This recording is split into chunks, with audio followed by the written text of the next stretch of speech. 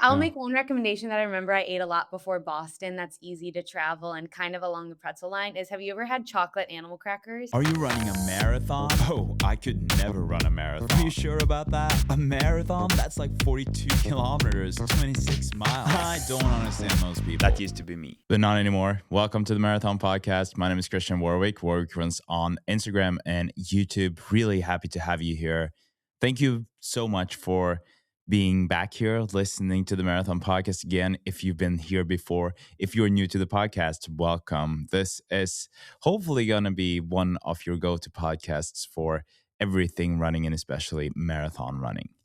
Before we jump into today's episode, which is with Felicia Pasadyn, she's becoming quite a regular on this podcast. But before we do, I quickly need to talk about the marathon podcast Shakeout that is happening in Boston at 9 a.m. Sunday, 19th of April, obviously the day before the Boston Marathon this year.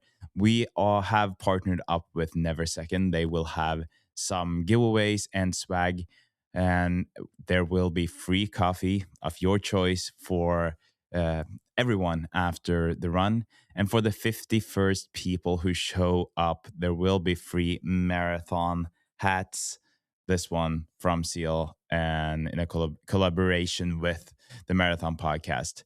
So we will do a 3 mile run from Tate Bakery and Cafe at Charles Street. That is on Beacon Beacon Hill. If you are familiar with the area, still just look up Tate Bakery and Cafe, Charles Street, and you'll find it. 9 a.m. We'll meet up. 9:15. We'll start to run a 3 mile run with different pace groups, so that regardless of your level, you will be able to have fun and keep up with us. We are currently also working on having a photographer with us. So I'm going to do everything I can to make that happen so that you can get some photos to post before or after Boston Marathon. Super, super thankful to the indie boys who are joining me on this. We are doing this run together as a group, and they are also the ones who were able to get Never Second on board and really appreciate that. So just wanted to quickly touch on that before this episode. And as usual, at the end of the episode, I will give you a quick little update on my own training. But for now, enjoy this conversation with Felicia, who unfortunately had some bad news to share. We're right from last time, we just started, like, chatting and catching up, and then we both realized, "Wait, this is actually people might wanna hear what we're saying." So Exactly. That's what I realized. So when people are coming back on, like the first time they're coming on, I'm not gonna kind of shock them with having the recording going because that can be a bit uncomfortable.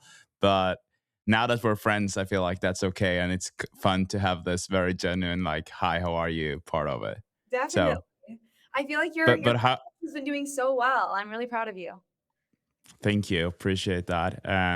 Yeah, it is a lot of fun. I'm very stoked, especially now, like heading to Boston, Yeah, yeah. planning a shakeout and doing those things. And it's like, it's also intimidating because, having listeners from all over the world is cool, but you have no idea how many people will actually show up for a shakeout. Right. Um, so we're planning it. There are some guys that have been on several times from Indy, and we are planning the shakeout together.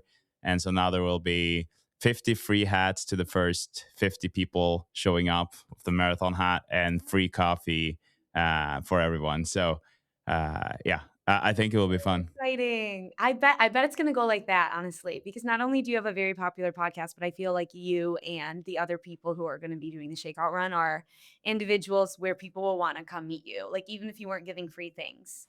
But then I secondary, really hope so. people love free things, so Exactly.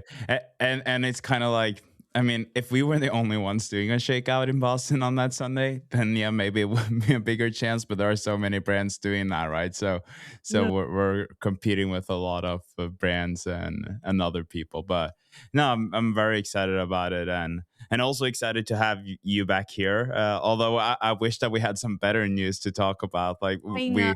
have to address the elephant in the room before we start talking about more fun things, I think. Yes, yes. So for those of you listening who aren't maybe don't follow me or didn't see my recent video, on Thursday evening, I found out I have a calcaneus stress fracture, and that's at least 2 weeks in a boot, maybe less to prevent atrophy, but it's definitely 6 to 8 weeks, no impact at all. So my whole training, plan for Boston is not gone to waste, but it's just not gonna have the same outcome, and then I won't be racing at all in the spring, and, Hmm. yeah, maybe I'll do a race, like, in if I'm healthy in October, but until then, I'm just gonna be focusing on getting healthy. And when you're saying this, you still have a smile on your face, and you seem very positive. But how is it really to face something like that? I think I let myself feel it definitely that evening when I found out and just talking through it with all of my loved ones, the closest people in my life, and also the orthopedic doctor. I think that was hard. Honestly, less so even in the moment, less so of like, I'm so sad I can't go around Boston. I'm so sad I can't do this or that it's, debilitating and I'm gonna have a lot of questions as to why this happened in a young, healthy person. And more so, I just felt like so many people have invested time, effort, energy, love, and support toward my performance in racing. And in a way, the negative side of your brain will tell you like you are in a small part letting them down. But I call that the negative side of my brain because I know that that is like a natural thought to have, but not the truth because no one Hmm. is friends with me just because I run well or something like that. So I think that was the hardest pill to swallow, but then I've been, like, inundated with the most support ever since I dropped the video on Friday, and people have been really, really kind and supportive, and it only further reminds me, that, I'm so much more than a runner, and yeah, Yeah. I'm smiling even just thinking about, like, some of the stories people had to share and just remembering that there are a lot worse things. Hmm.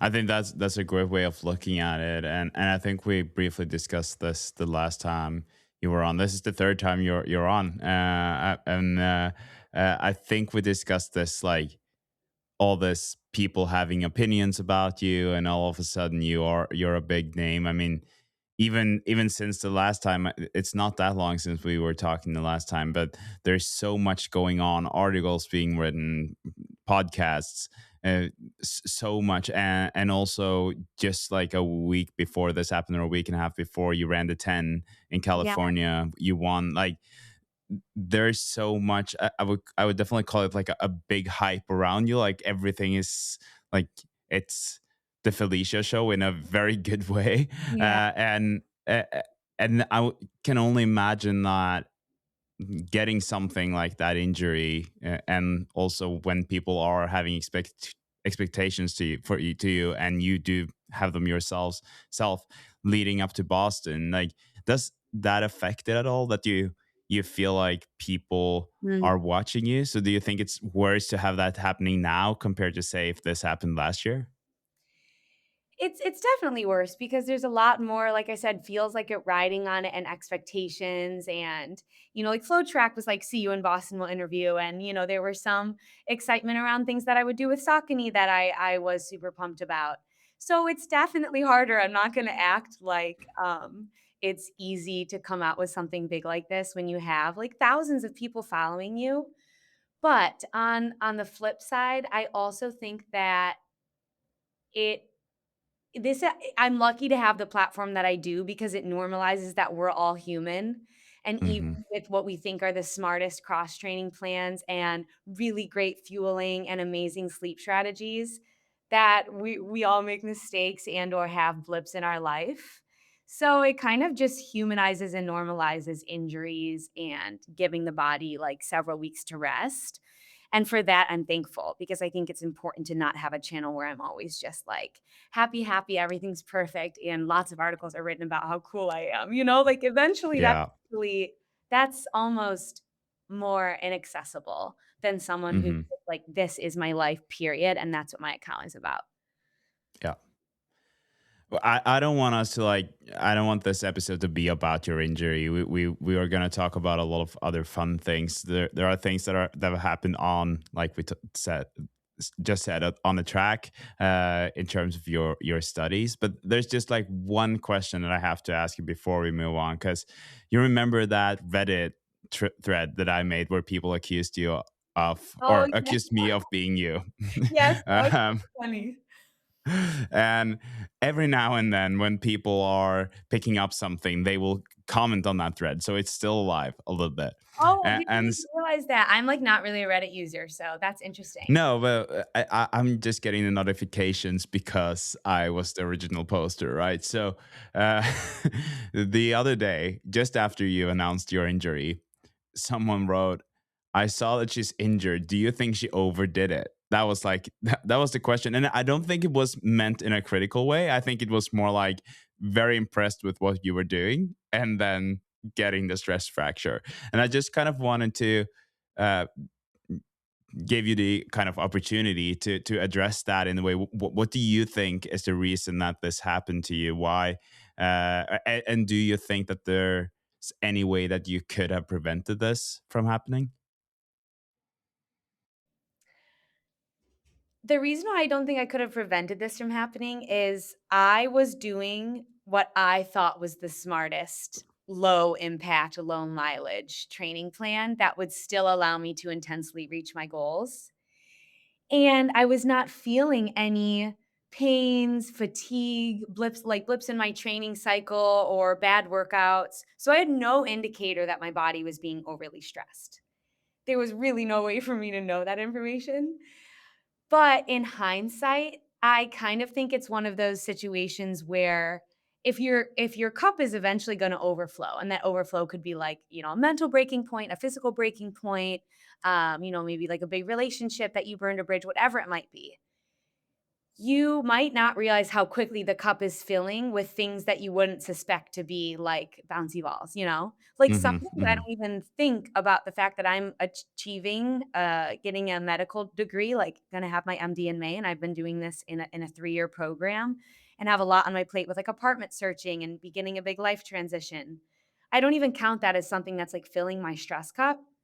That's just, like, always kind of there, like sand that is in the bottom of the cup, and then I think I potentially didn't think about, um, the long-term impacts of, like, several hours of Stairmaster and cycling and lifting every single day. I was thinking that was helping my running, and I'm sure, it definitely was because I have been rapidly improving in my times, but I also think I just need to reflect more on a extremely the most sustainable training plan with someone whose full-time career is like a lot more than a 9 to 5. It's like almost Yeah. like you never really like close the book on medical school. Like I'm studying for step 3 medical licensing exam, which you need to become a doctor, and there's just like a lot going on in my life. So I think that short term, I was thinking, "Wow, I'm not fatigued and I'm really doing it all." But yeah, I probably had a lot to do with that. So I can't pinpoint what it was. It's super multifactorial. Maybe the spikes sent it over the edge, but by no means am I gonna act like 110K in spikes should fracture the foot of a healthy person who is doing nothing wrong, you know? No. But on the flip side, I also am not gonna sit here and be like, "It was all me," like, I blame myself completely because we're doing the best we can. I was doing what I thought was an injury prevention training plan. Hmm. Yeah, and I'm gonna go to some doctor's appointments and just make sure that, like, everything is in check for good for my long-term health. Like, I've already gotten DEXA scan, vitamin D levels, iron, ferritin, and everything's looking good there, but just wanna continue asking the question of why. So, we will And see. I think that this is also like, it's very easy to throw out that question, right? Like, and I think that you will always be faced with that question, regardless of what level you're at. People will be like, "Do you think you could have done anything to have avoided this injury or whatever it was?" Um, but I think that there are, like you said, there are several things that you could look at for you. So for the ones that don't know you, like obviously you're a med student, you are, and you're acing that, and you've been having what I can only assume as like a bit of a stressful time in terms of matching and getting that. We're going to get back to that part as well. And then you had a little bit of an injury, right, where you were kind of recovering from that, or you were doing more cross training for a while. Um, and so in one on the one side you are a professional athlete, right? Like you have the performances of a professional athlete, and then you are also combining this with what you're saying, like a very different lifestyle on the side. So although you are able to get all the sleep in that you are kind of known for right now, like you are you do still have a life on the side, or running is on the side, however you want to phrase that. I'm sure like right now you can look at running being on the side, and then if the studies are not going so well, you can look at it the other way around. But I think that for someone like you also have to take risks, right? Like because you you are aiming at those times that most of us will never reach, and those performances or results that we will never reach, and with that comes a lot of risk. And so for a professional athlete, it's usually like, obviously you could say that you should be careful because it's your livelihood if that was the case for you, but there's also something about it where you do see professional athletes getting injured. It's not like they are not getting injured. And so for someone like me, I could be like, oh, I'm feeling something. Do I want to just play it safe, take 2 weeks off, and then start training again? And it doesn't really matter if I run a 2:38 in Boston or a 2:45. Like, oh, it doesn't really matter. For you, it's a bit different, or for you guys who are professional athletes. And I think that is also something that is really important to have in mind when, or keep Yeah. in mind when asking those questions. It's like, yeah, probably overdid it, but it was also a part of, like, it could have worked, and if it worked, then I would have been freaking fast, which you Right. were at that 10K, right? So it's like, who knows? Yeah, and there's a whole other realm that people are not remembering or thinking about, which is I have one set of 6 months in my life for the next 6 years that I could Yeah. really go all in on training, and then asynchronously kind of do clinicals in school when I could, because being a resident doctor is going to be my whole life the next 5 years, Hmm. and running Yeah. will completely be on the side. So for people who are saying like, "Oh, well, it was really crazy that she was always doing double workouts every single day and, like, not taking a ton of rest days or only resting, like, once a month." Not many other people have, like, such a small window of, like, I'm gonna go Yeah. all in and sign up for a bunch of spring races because my life might just become resident doctor when I'm a resident doctor, and running will be totally to the wayside. So you're right, it was high risk, high reward, and I was taking a big risk just seeing what it was like to live partially as a pro runner med student, and less so as a number 1, I'm a doctor who treats patients, and then number way down the line, I also run on the side. Um, so yeah, Yeah, now and for those who are not familiar with residency, it's not like a 9 to 5 job. Like that's, the hours are crazy. You don't get a lot of days off. And you're, it's not flexible at all. So when you're saying that you have that 6 month window, that is very much the case here, right? Like you can't compare that to someone who is done with their studies and they're just going into work. Like they will still have that flexibility to do their workouts in the morning or in the afternoons, but residency is hard. right. Absolutely. Like I may very well just fall off the face of the earth during residency simply because I'm pursuing like this thing that I really love and I think is going to be important and impact a lot of lives. But I'm willing to do that because my running career can extend beyond that. And like it's something, medicine is something I'm really passionate about. And like July, let's say I'm on, just the general medicine inpatient wards. That's like at least 6 12-hour shifts uh, per week. And then you could request time off to take my 2-day, 16-hour step 3 examination. But even then, you have to like make it up later. So even my Hmm. days off, I'm testing, and there's just so much going on. So, the fact that running going to the wayside has just been moved up a little bit as opposed to late June, it's now. That's okay. I mean, I think Yeah. that we can't predict the future, we're only humans, so this is what life has thrown at me, and I'm kind of like, "Okay, well, then here we go, I'm gonna do other things."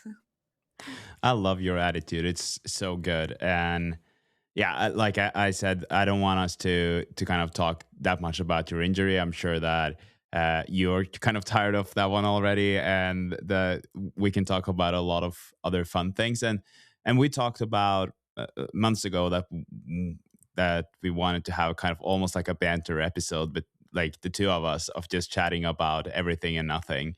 And I want us to do that, but we have to talk about two things that, at least in my opinion, are like pretty big things for you. We can start with the matching part, because Yeah. I obviously, since Christine's sister is a med student, or she's like almost done, I know how important, how nerve wracking the matching process is. Will you say something about what you've been through, but also like the result of it, because it was pretty good? Yes, of course. So I would say I, like, didn't really feel too nervous until, like, the few hours leading up. I had my oldest sister with me and my brother-in-law, her husband, and then my parents with me. And we walk into a room and it's all of your best friends and classmates that you've gone through the 3 or 4 years with, all also anxiously wondering where we're all gonna match. And then, our main mentors had these throughout medical school, our mentors had these envelopes, and then at exactly noon, they handed them out, and then I took the envelope back to my Will family. you before you continue? Will you just explain to the listeners who are not having any relationship to Oh, sure. matching, what is matching, or Yeah. what is it that you're talking about? So the match process is what is necessary to go from medical school to become a resident doctor. If, say, you're a resident doctor at the Cleveland Clinic, and I'm using this as an example because that is where I matched, um, you interview anytime between October through February of your final year of medical school. For me, that was M3 year, but it could be your fourth year of medical school, depending, or fifth, depending on how long it takes you. You interview, and then at the end of interview season, so around January, February, you rank the programs from 1 to whatever number. And but the programs are also quietly, secretly, kind of behind their curtain ranking you. And then an algorithm in early March matches every medical student to a future resident doctor program.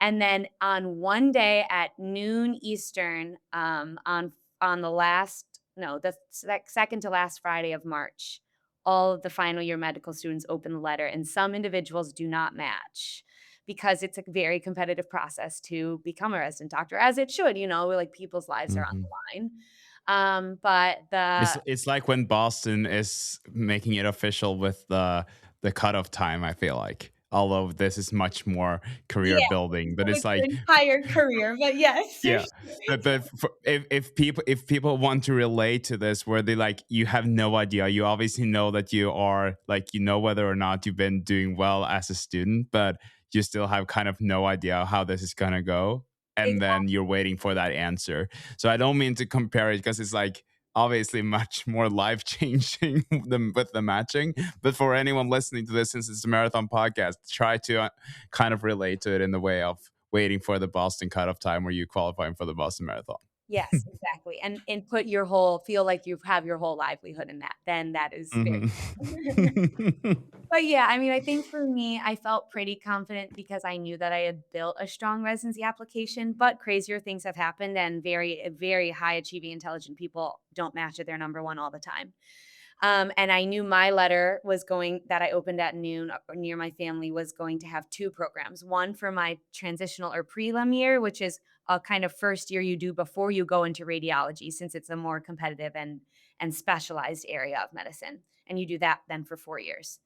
So I wanted UF Gainesville, University of Florida, Gainesville for my transitional year, and I wanted Cleveland Clinic for my radiology. I had told, like, some close people that, but I hadn't fully announced it because, of course, I there was a chance I wasn't gonna match out my number ones, but when I read it, I just, immediately there's a video on my account about it, but, I was so happy. I think I was clapping, I was jumping, I told my family, I then FaceTimed my sisters and told them, I celebrated with all of my classmates. It truly was the most like, one of the most special days of my whole life. Congrats, Christine. She was saying, um, you should text Felicia. She matched, because we obviously know how big of a deal this is, and like how like you said, life changing that part is. Mm, And yeah, so super cool. Congrats on that. And I guess that came around like the same week as the 10, was it, or like the week, was it a few days yes, but I after?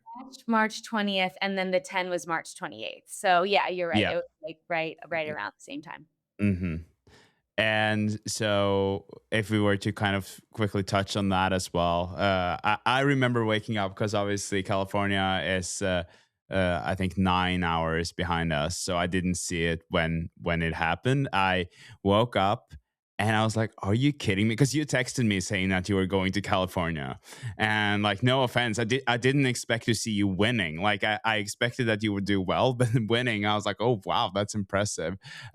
So will you say something about that race that weekend? Also, your expectations. It could be that you were expecting to win, but yeah, what was it like? Sure. So, well, let me first clarify because there's going to be some people who get very mad about using the terminology win, which is there were 2 heats at the 10.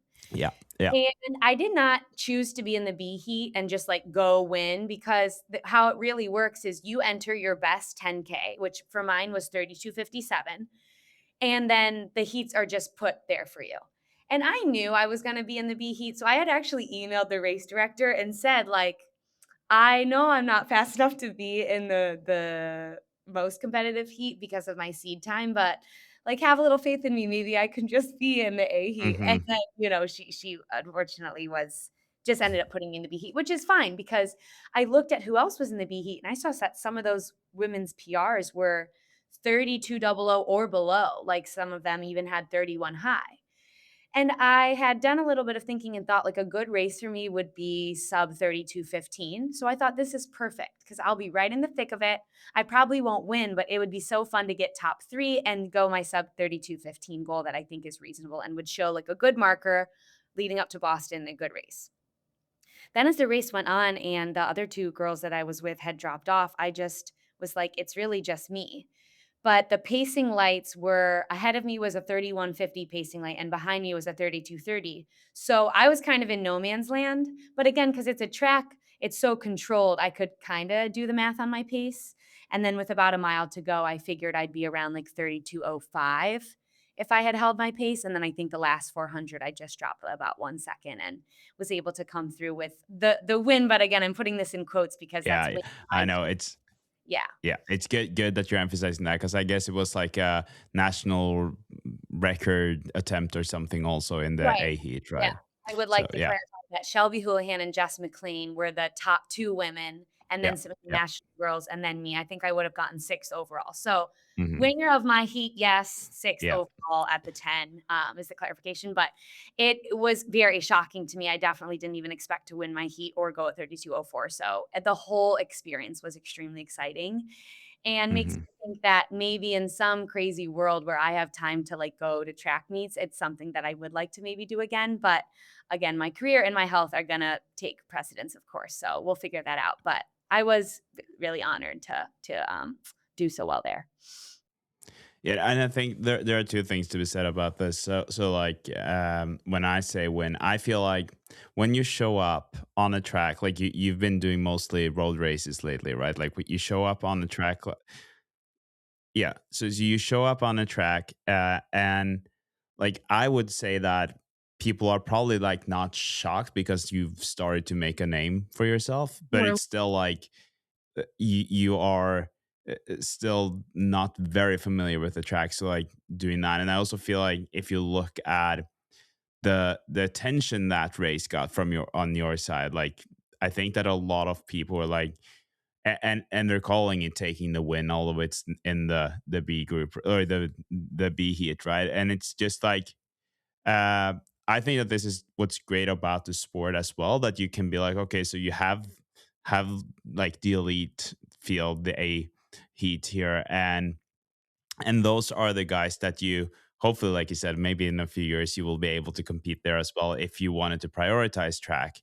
But then at least to me, it's like y- I don't know, and this might come off as a little bit like not super like top sport focus kind of, but I still think that when you're showing up like on that day, your competition was that heat, right? I Like mean, you you are. And so yes, there are faster runners there. So if you competed in the A heat, you wouldn't have been winning. But I still think that that's like a performance that you'll very much will look back at, like when you're older, and be like, that was a cool day, like, Definitely. yeah.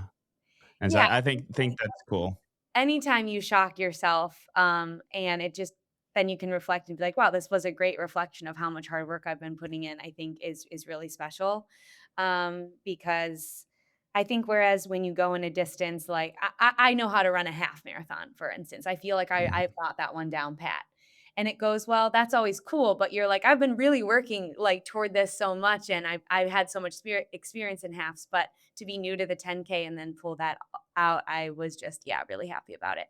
Um, and it was a Yeah. great I don't wanna say a great way to go out because I'm definitely not, like, out of racing forever, but it was a nice marker of, like, this is how much work I was putting into my spring races, and now just a little lull, but yeah.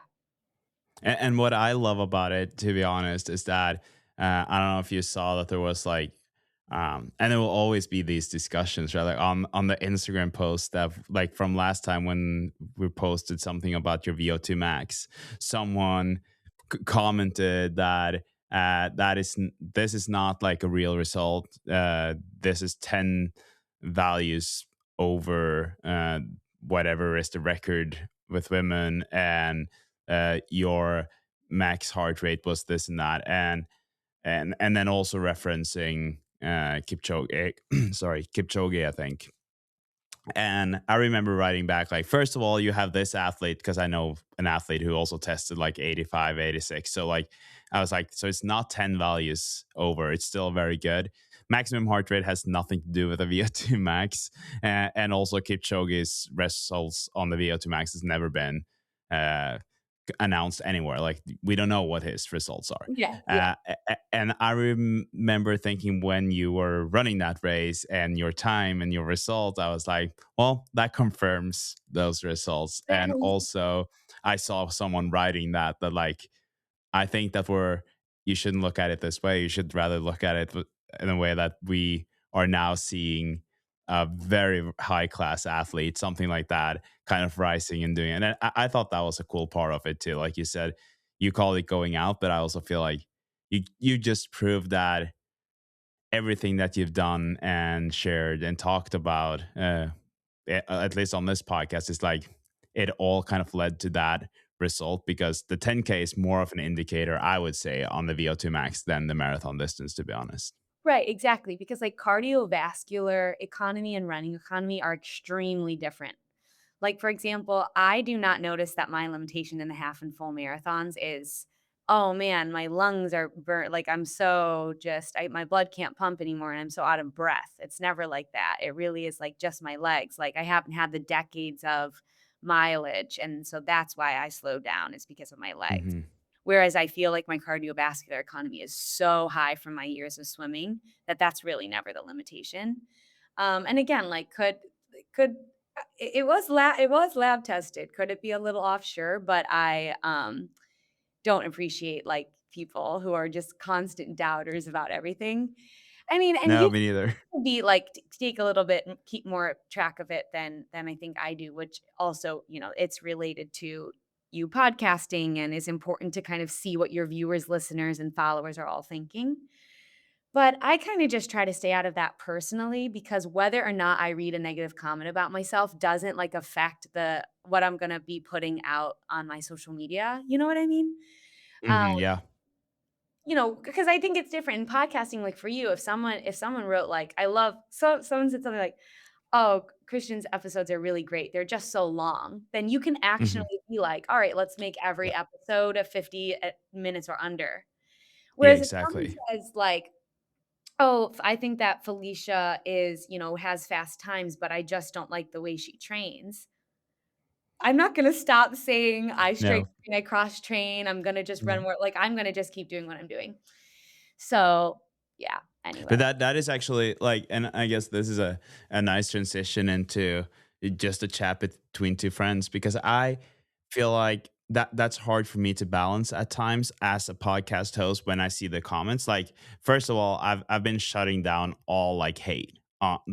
Luckily there hasn't been a lot, but whenever I've seen it, I'm like, I don't accept any hate in the comments of this podcast. This is a space for support and love. Like that's what it's supposed to be like. So if people start hating on each other, I'm like, I'm shutting it down. And So that is one. And then the other part is like, sometimes you can let the comments kind of live their own life. And in this case, on the test, it's more like people are not talking about, at least the way I look at it, they're not talking about you specifically. It's more like the testing system and they don't believe it, but it's just that they're misinformed on things. And I'm like, then I see it very much as my job to kind of inform. So I wrote like, hey guys, appreciate the discussion or whatever, but just want to come like share some information here because I don't want the listeners or the people seeing this to be misinformed. And then like obviously coming from sports myself and having done countless VO2 max tests, I know quite a lot about it. So it Mhm. was easy for me to also provide that information. I think that is also kind of the advantage that I have as a podcast host, that I have an athletic background. So a lot of the things, like obviously if it's super running specific, I can't really argue too much. But when it comes to those things, it's much easier for me to be like, hey, these are the facts. And uh, whether or not you believe it or not, it's just like, that's how it is. And facts are facts. And then you have opinions, and that's something else. Yeah. No, I think that's a really good point in terms of what's like, what if someone asked me, Felicia, what's the downfall of you ignoring all, like negative comments that you might be getting? The downfall is that, yeah, if one of the comments has like actual misinformation, then I'm not necessarily correcting that. So I do think that's a huge pro to your perspective. I think Yeah. for me also like time is a big limitation. So like for instance, my most recent video has like 300 some comments. So I couldn't really respond to any of them because Hmm. they were all very pretty much all like super positive. Um, but yeah, And that's the thing though, on your on everything that I posted about you, people are being positive. Like yeah. I love seeing that as well. And I like, again, I don't know how much you read, but it's like people are just amazed or blown away. And like every week I'm getting notifications of people resharing it and being like, this is a machine, or I'm gonna start cross training now, or I'm gonna, like people being inspired by it. So I think that it's great to see as well. Yeah, and that's what I love about the space that you've created and the types of people that you have on. It's like a wide range, but you're so right that it is a very like open, supportive, and loving environment. And I think that also attracts listeners who are going to either just not comment anything because whatever they just want to listen, or are going to comment things that are genuinely positive and motivational. Like this Yeah. really did help me in this way. But in a small way, and I mean this like I think from a podcaster who's trying to grow his perspective, Mhm. haters don't realize that the more they, like, go back and forth in the comments on a video, the more relevant the algorithm believes your Yeah. video is. Yes, it So, is. Yeah. like and I feel that that's something no like, someone who's trying to grow doesn't wanna say out loud, but props to you if you ever say something that you know is correct, and a few people are doubting it and you correct them, and then maybe they even try to come back and say, "No, like, you're still wrong." They don't Mhm. realize that that's making your video more popular. True. No, that's true, and that is definitely a balance that I need to find as well. And I think that for me, um, and it might sound like I'm just saying that, but I actually mean it. It's much more important to me that you or anyone who's guested a podcast look back at that episode and they feel good, right? Like, so I Right. would much rather shut it down or block them if I have to. I luckily I haven't had to do that, but you know, rather than being like, oh, this is great because I'm taking advantage of the algorithm. And Right, then right. there are I know you're not gonna, like, spark. You're not gonna be mean or spark no, the but it is hard at times because you know that engagement drives like more attention or more engagement. And I then I would much rather that be because of something that I did, so I can just put out something and be like, okay, let them criticize me or like shit on me, rather yeah. than on the guests. Because like um I had a conversation with John Green, who's now my coach, the other day, and we were having like an episode where we were actually just talking about how my block had been, and things haven't been great. And then we are just talking about some things. And then I got a message from someone being like, I think that he's just copying and pasting things because he clearly didn't know your threshold pace. There were some things in there. And I, long story short, I was like, you can criticize me for the decisions that I've made, but John has been very much good at following me up. Like, making sure that I've been good. And I was like, that workout that you're referring to was not a threshold workout. So yes, we did not run threshold pace on that. Like, and so that is something that I realized, and I haven't really been faced with it in that way before. But I was very much like, you can you can send me a message and be like, I disagree with what you're doing, but don't talk about my guests Yes. or people who are sharing something on the podcast because first of all, sometimes it's just their opinion and that's why they're there to share that, and other times it's like, I think you mentioned it last time, this is like an hour long podcast. There are so many more things that we're Right. talking. So when you see something on Instagram, that is like 30 seconds out of maybe an hour and a half. And then when you're in general, like with a podcast, it's still like just an hour and a half, and everything that you say will be based on the questions that I've asked you, right? It's not like, it could be that if you had it your way, you would kind of elaborate even more and share it even more, and then you wouldn't have the questions from people. I don't know. Yeah. Well, you're right. People get a glimpse. Like our attention spans are so short these days. I feel people will get like a 5 to and this is being generous, 45-second glimpse of a conversation and then write things that are misinformed or misguided because they didn't have the context for it. Um, Exactly. like that I even experienced that with my own video, people messaging me, "So are you gonna run Boston?" Because they only listened to the first probably 10 seconds of me saying, "It's devastating, but I have a stress fracture." And I'm like, I I don't need to be messaging 55 people separately. No, I'm not running Boston when I can just say, "Listen to No. the video." But, Hmm. this is what happens in what we're doing is we can try to find the balance between something that's, like, attention grabbing versus long form and letting people share their stories or letting ourselves share our stories, knowing that not everyone's gonna make the jump to say, "Okay, I'm gonna listen to the whole thing."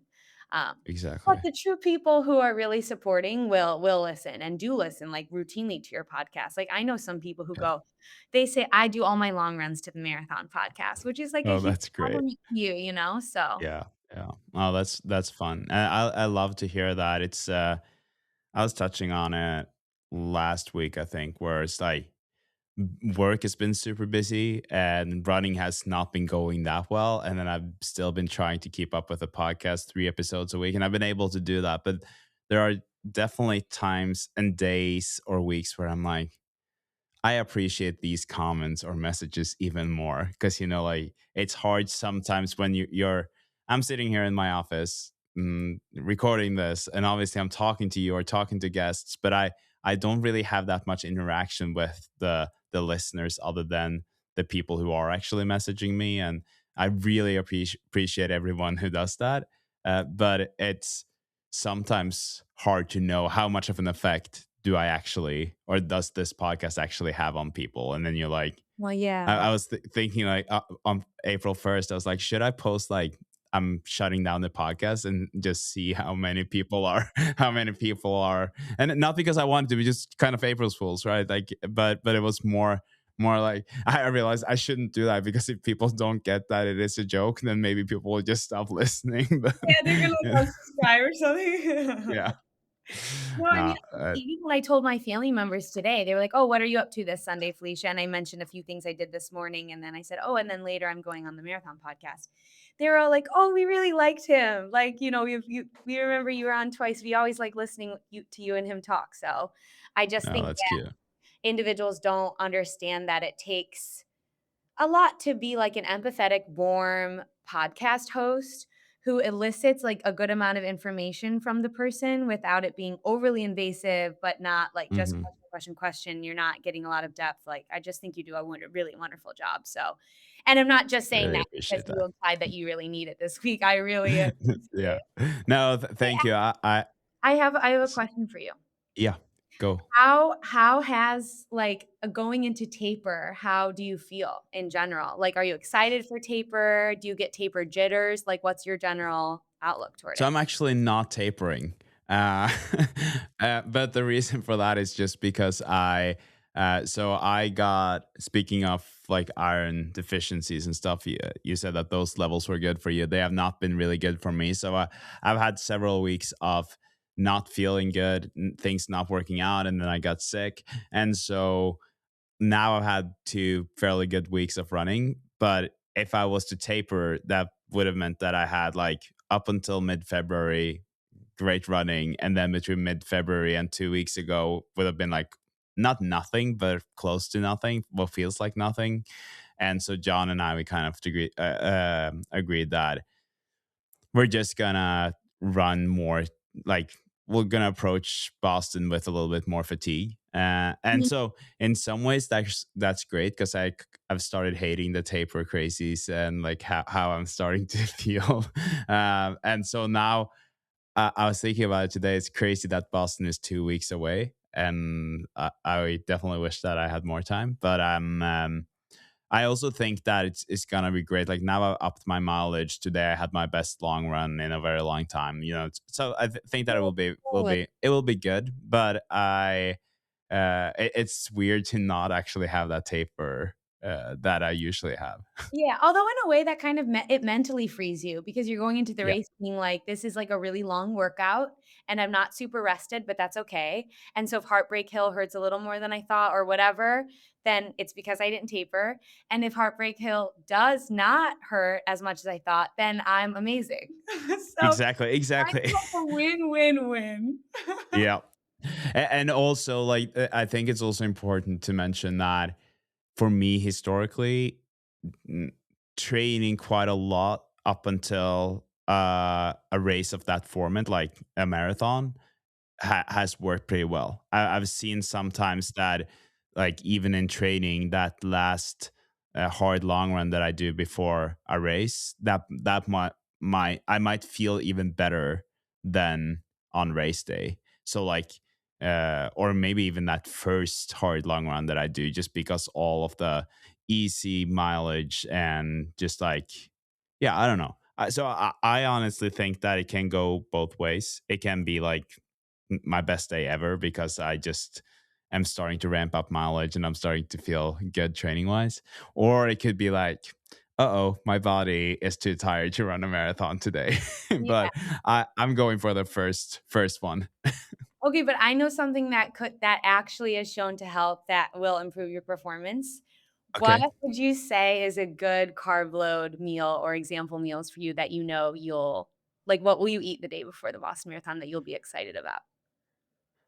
Oh, it's a good question. I've been eating pasta the last times, but also pizza. I think that would work pretty Oh, well. wow, okay.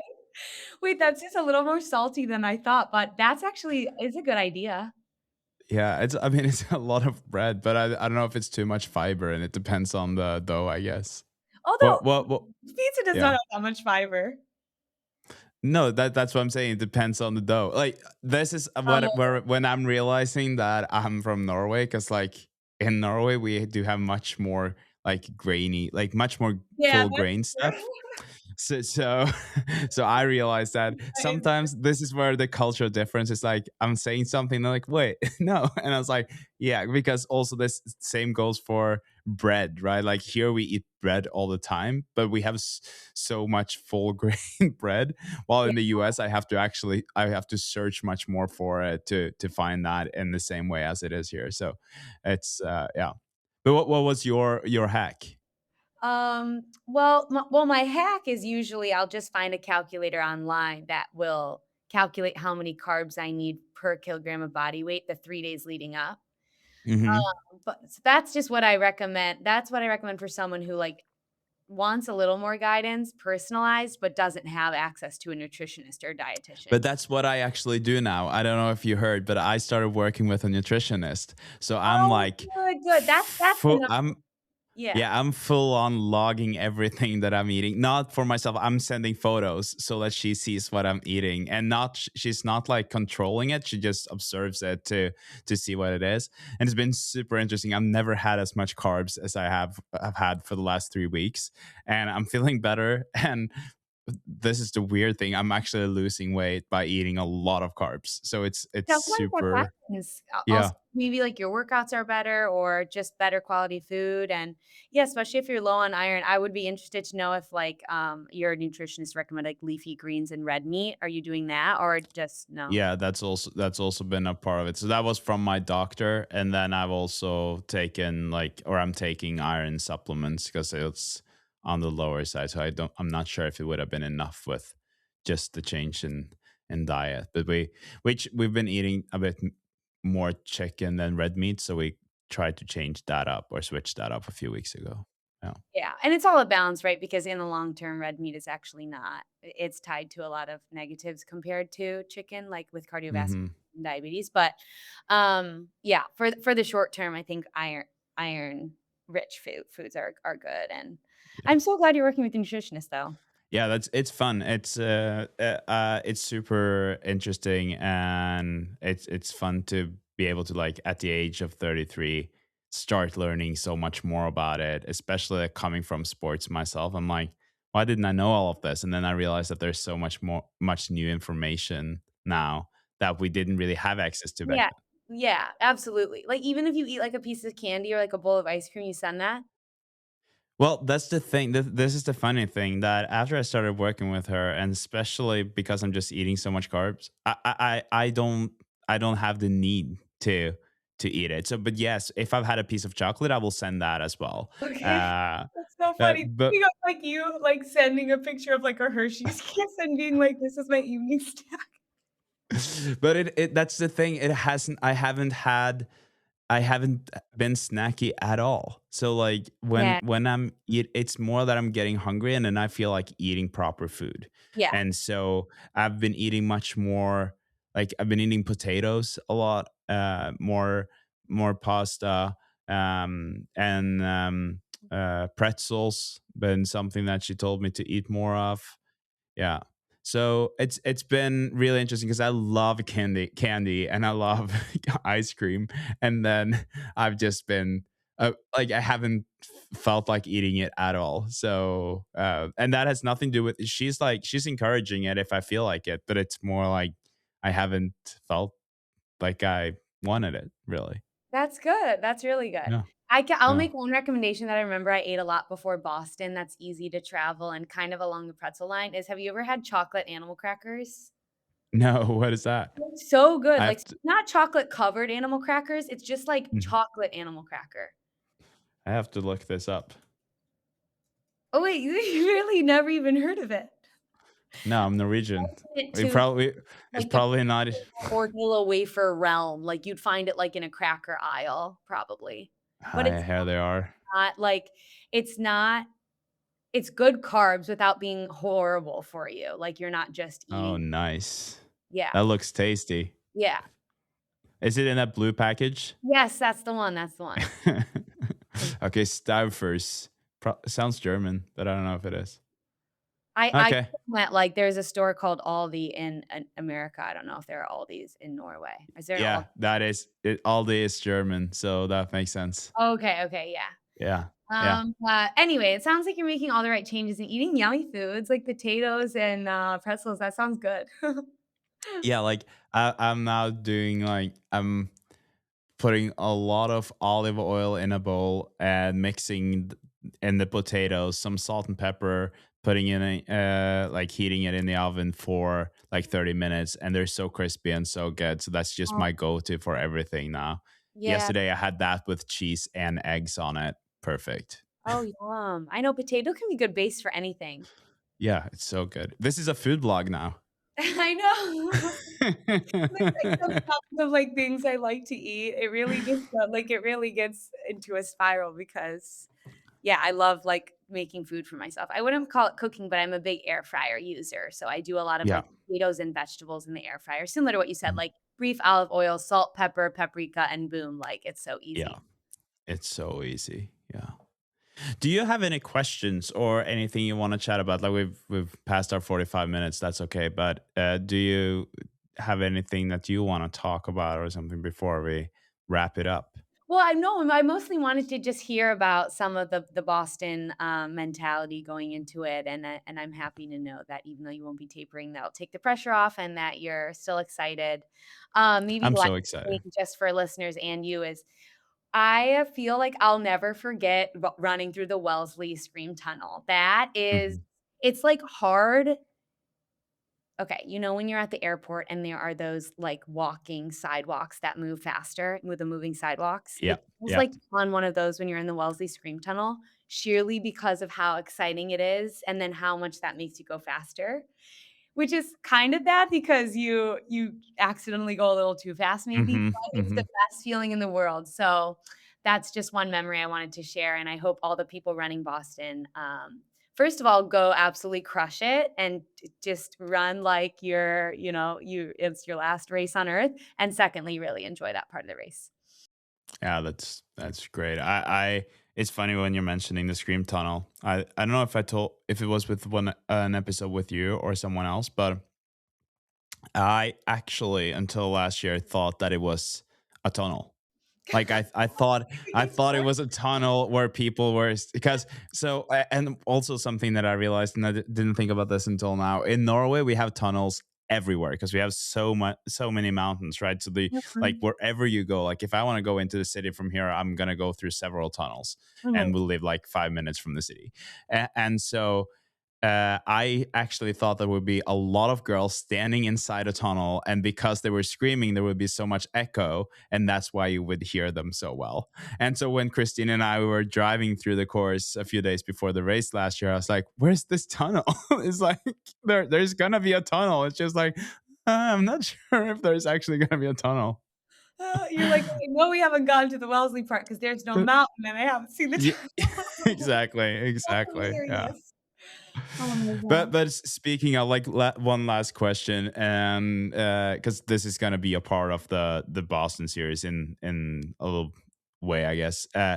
You were saying enjoy it and have fun, but do you have like one specific advice if you were to just give one advice on racing Boston, what would that be? I remember taking it out conservatively on purpose with the intention that the race was gonna start at the base of Heartbreak Hill. And I feel like that mentality worked for me so well because passing people up the hill is like a power up in the mind and the Yeah, heart that cannot be understated.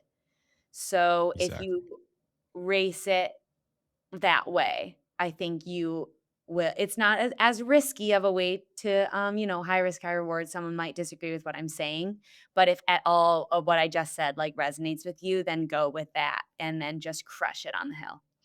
Yeah. Yeah, I totally agree with that. I think you can't say that enough, or like emphasize it enough. Take it easy in the downhill Mhm. part in the beginning. Don't overdo it because your heart rate is gonna be low and your pace is gonna be high no matter what. And it's just like make sure you don't overdo it. Yeah, exactly. Okay, Felicia, thank you so much again for coming on. This is fun. I hope that you're healing fast and that you'll keep your spirits up the way you already do. I love to see that, and that's something that we all can learn from. I think so. Thank you. Thank you so much for having me on again, and good luck in Boston. Thank you. Thank you so much again to Felicia for sharing these. Thank you so much to Felicia for sharing these things again. She is such a cool person, and I really, really appreciate her. I think that she's just another great example of how I've made friends in this community ever since I started this podcast, and that's something that I personally really appreciate. As promised, I am going to give you a quick little update on my training. Today, it's Tuesday. So when you're listening to this, it's going to be Wednesday. I had a workout today, which consisted of one um, 6K, or like obviously a warm up, and then 6K of 90 seconds on and 30 seconds off. And I guess I kind of surprised myself on this one. 3:45 average pace for the whole 6K.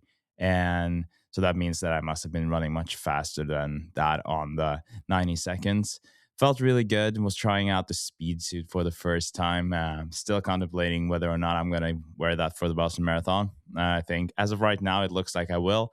I had a good workout, felt good. It's really weird. I am not tapering, but I still feel the same symptoms as I have been doing before, or like during every taper for the last few years, like feeling like I'm almost getting a little bit sick. And I think that it also has to do with the iron deficiency that I've been talking about, that something is a little bit off.